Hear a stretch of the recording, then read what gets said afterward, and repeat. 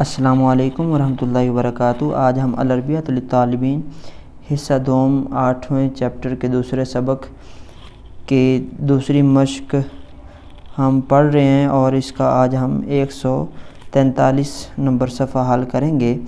حل تعریفونی، کیا تم مجھے جانتے ہو؟ اشعرو، مجھے لگتا ہے، مجھے محسوس ہوتا ہے، انی اعرفو کا، میں آپ کو جانتا ہوں، مسبقاً پہلے سے ہی۔ اخبرنی عن نفسک، مجھے بتائیے اپنے بارے میں۔ حل تستمع الیہ، کیا تم توجہ کرتے ہو میری طرف، یعنی کیا تم توجہ سے مجھے سن رہے ہو؟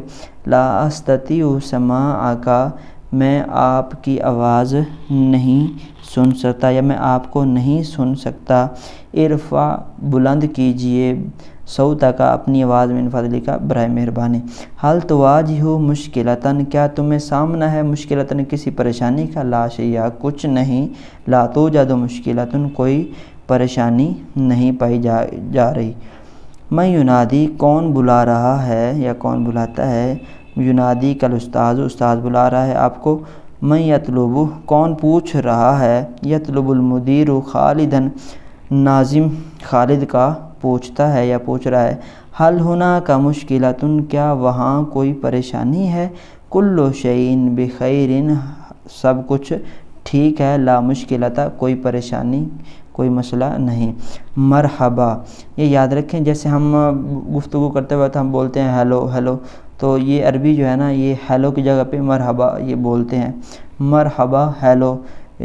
حل لی ان اتحدث معک، کیا میں آپ سے گفتگو کر سکتا ہوں؟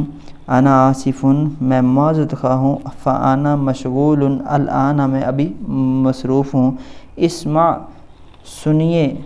اتصل بی لاحقا، سنو، مجھے بعد میں دوبارہ، مجھے بعد میں کال کرنا۔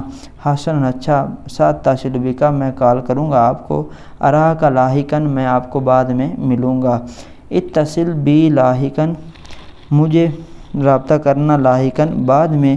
حسن، اچھا۔ اراک قریبا، میں جلدی آپ سے ملاقات کروں گا، رابطہ کروں گا۔ اراک فیما بعد، میں آپ کو بعد میں دیکھوں گا یا ملوں گا۔ یہ اراک کا مطلب دیکھنا ہوتا ہے، تو اس کو انہوں نے جو ہے ملاقات کے معنی میں بھی لیا ہے۔ اذن ما سبب اتصالیک، تو پھر آپ کے کال کرنے کی وجہ کیا ہے؟ یعنی کہ یوں اس کا مفہومی ترجمہ ہوگا کہ پھر تم نے مجھے کال کیوں کی؟ اود ان اراک حالا، میں ابھی آپ کو دیکھنا چاہتا ہوں یا میں ابھی آپ سے ملاقات کرنا چاہتا ہوں۔ تو یہ 143 نمبر صفحہ تھا۔ امید ہے آپ کو سبق سمجھ آیا ہوگا۔ اگلے سبق میں پھر ملاقات ہوگی، تب تک کے لیے اللہ حافظ۔